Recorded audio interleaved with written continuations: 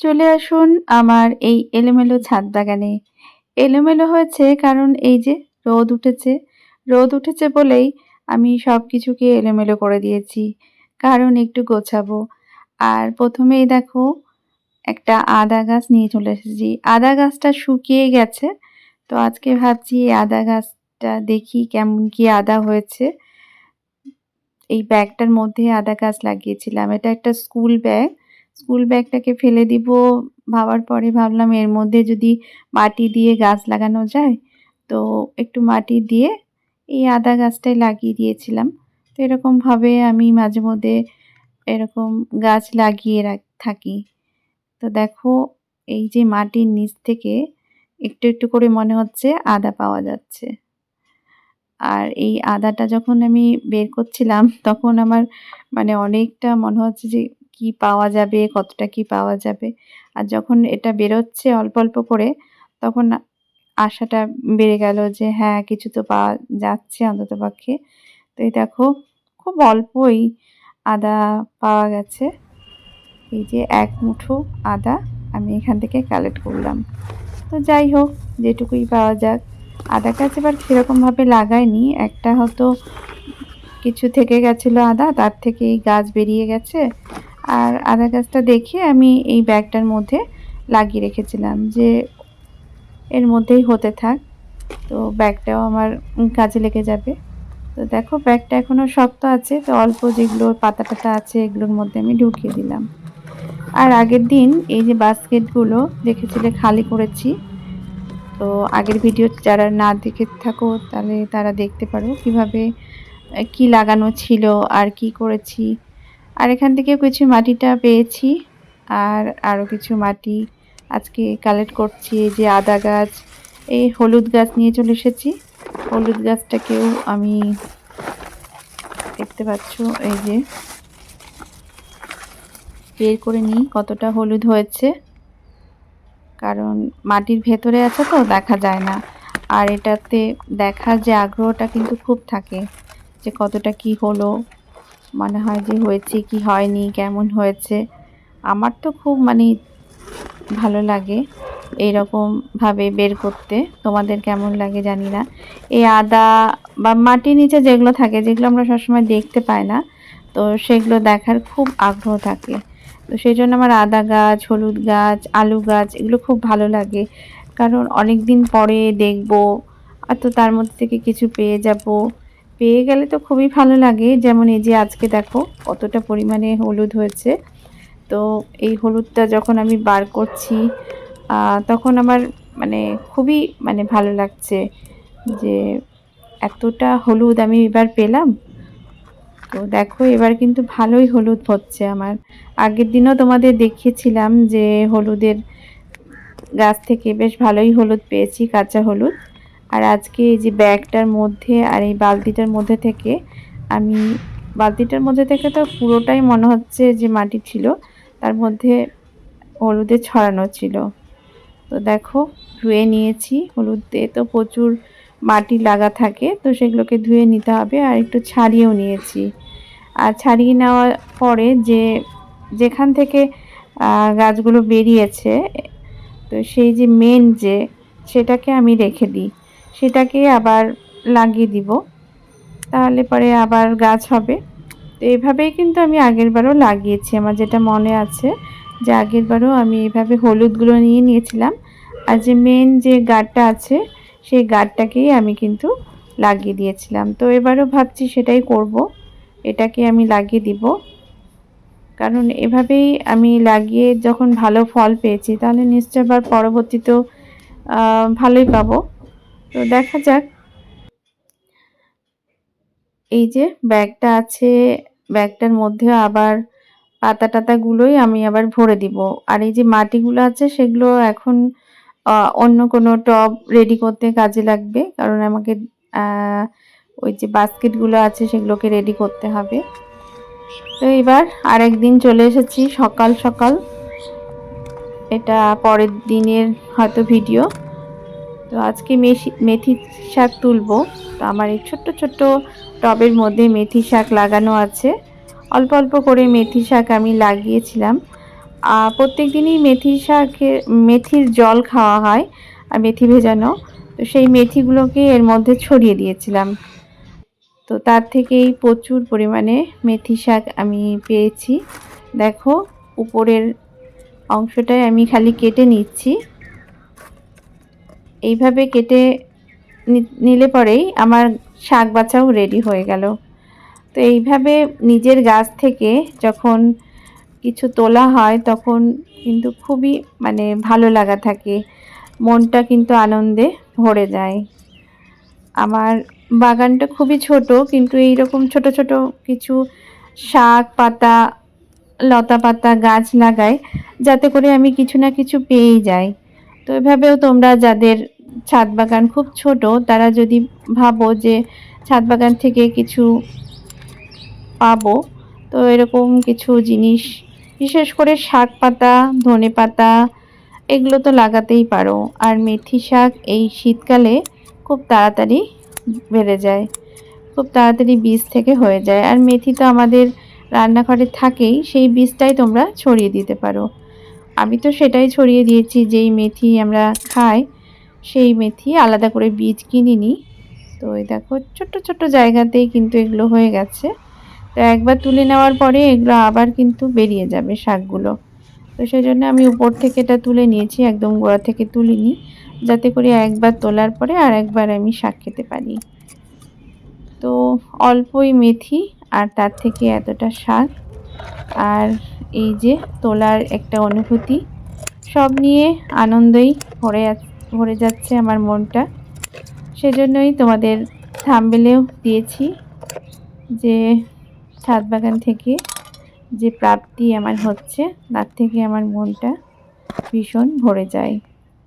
আগের দিনই তোমাদেরকে হলুদ যে হারভেস্ট করলাম, তাতে যখন হলুদটা আমি তুলছিলাম তখন একটা মনের একটা ভীষণ আনন্দ কাজ করছিল। আর আজকে যখন এই মেথি শাকগুলো তুলছি, তার থেকেও একটা আলাদা অনুভূতি হচ্ছিল। যখন খাবো এই মেথি শাক নিজের গাছের, তখন কিন্তু মানে সবসময় একটা আনন্দ অনুভব হয়। আর এই যে এখানে কিছু চারা বেরিয়ে গেছে, সেই চারাগুলোকে আমি তুলে দিচ্ছি, কারণ এগুলো হচ্ছে তারাগাঁদা ফুলের চারা। যেহেতু তারাগাঁদা ফুলের গাছ আমার বাগানে আছে, তো সেজন্য এগুলো বেরিয়ে গেছে। এরকমই দেখবে ছাদে যদি চারা মানে গাছ থাকে, তাহলে কিন্তু চারা গাছ বেরিয়ে যায়। তো দেখো অনেকটাই মেথি শাক আমার হয়ে গেল। একটু বেগুন দিয়ে মেথি শাক রান্না করব। এরপরে আমি চলে এসেছি একটু ধনেপাতা নিব।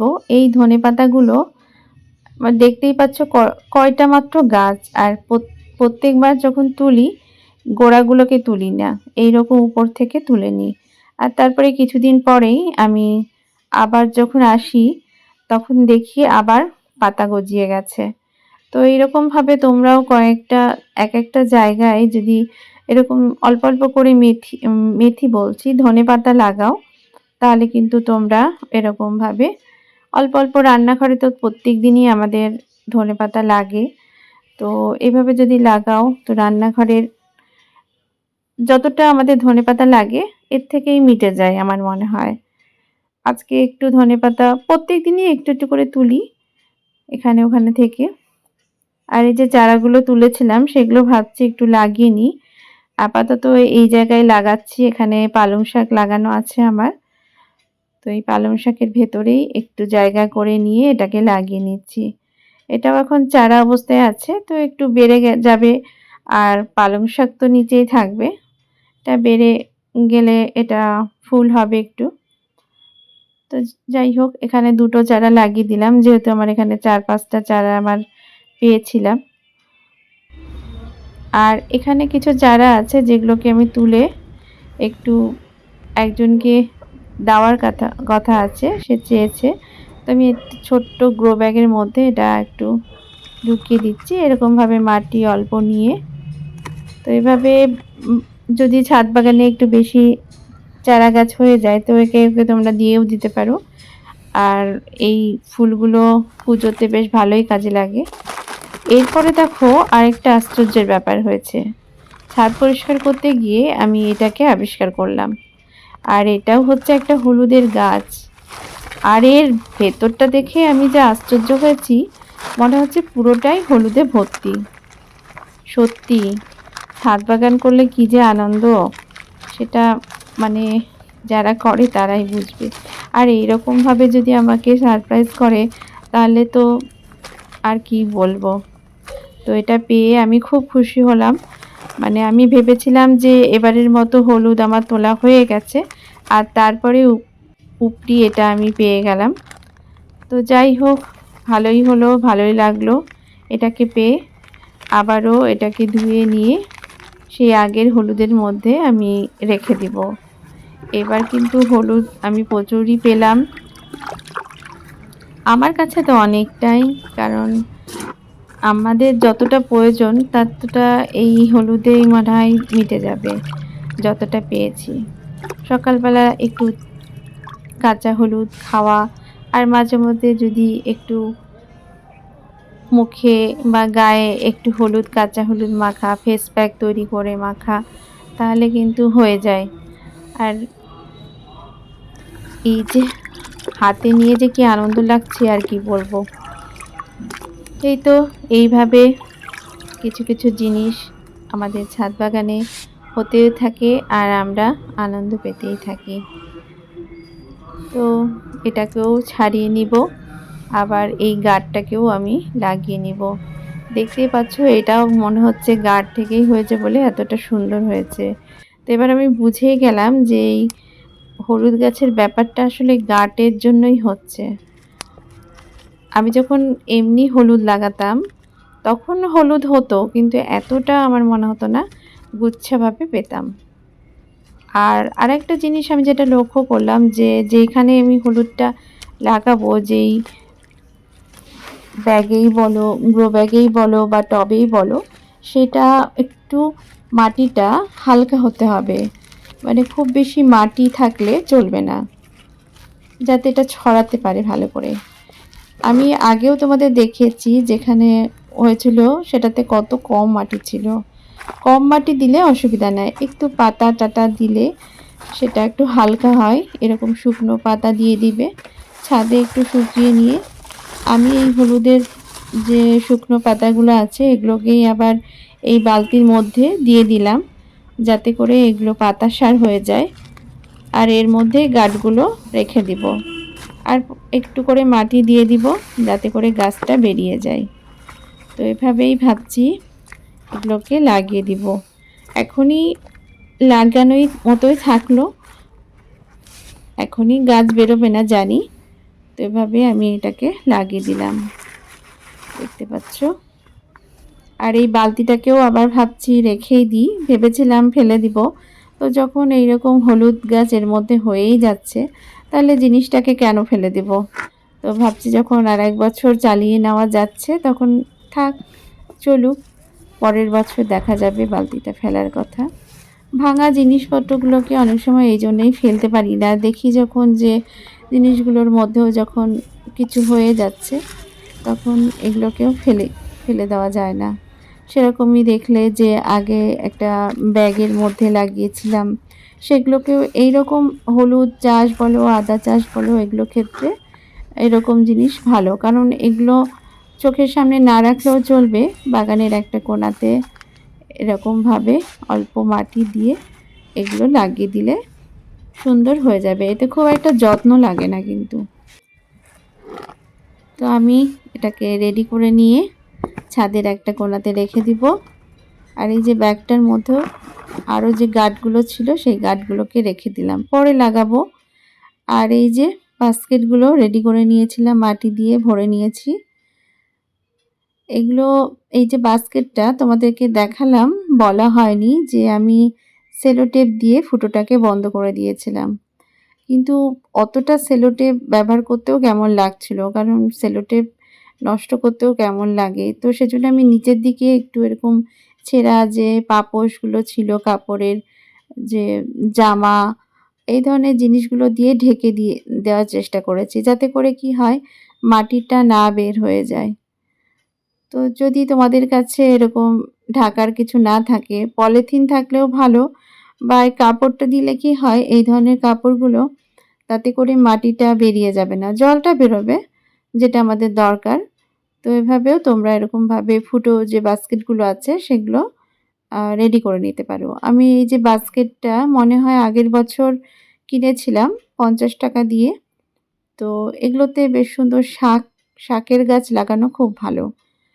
বেশ অনেকটা চওড়া হয় মুখটা, তাতে করে আর হাইটটা কম থাকে, যাতে করে সুন্দর শাক পাতা লাগানো যেতে পারে।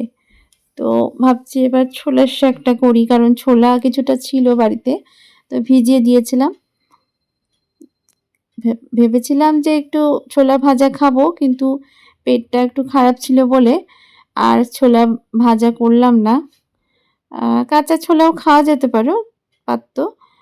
তো আমি একটু ভাবলাম গাছই লাগিয়ে নিই এইবার। অল্প একটু কাঁচা ছোলা খাওয়া হয়েছিল, আর এইভাবে গাছ লাগিয়ে দিই। এরকম বাড়িতে ছোলা পড়ে থাকলে পরে তোমাদের অল্প করে ভিজিয়ে তোমরাও একটু গাছ লাগিয়ে নিতে পারো। অল্পই লেগেছিল, কিন্তু তাতেই কিন্তু আমার অনেকটা হয়ে গেছে। আর এর মধ্যে আমার একটু একটু করে মেথিও আছে, কারণ বলেছিলাম না প্রত্যেকদিন মেথি ভেজানো জল খাওয়া হয়। তো সেজন্য মেথিও এর মধ্যে থেকে গেছে, তো ওই মেথির বীজও এর মধ্যে ছড়িয়ে দিলাম। যা হয়, যেটুকু হয় সেভাবেই আমরা দেখা যাক কী পাওয়া যায় আর কি না পাওয়া যায়। তো এভাবে এক্সপেরিমেন্ট করি। কিছু পাওয়া গেলে তো সেটা অনেক সময় দেখা যায় অনেক পেয়ে গেলাম, আর না পাওয়া গেলে আবার নতুন কিছু লাগানোর চেষ্টা করি। তো এভাবেই গাছ করি, রেগুলার কিছু না কিছু করার চেষ্টা করি। আর ছোলাগুলো লাগানোর পরে একটু মাটি দিয়ে ঢেকে দিয়ে ভালো করে জল দিয়ে দিলাম। তো আমার মোটামুটি কাজ আজকের মতো শেষ হয়ে গেল। কেমন লাগলো অবশ্যই কমেন্ট করে জানাবে। ভালো লাগলে লাইক করবে।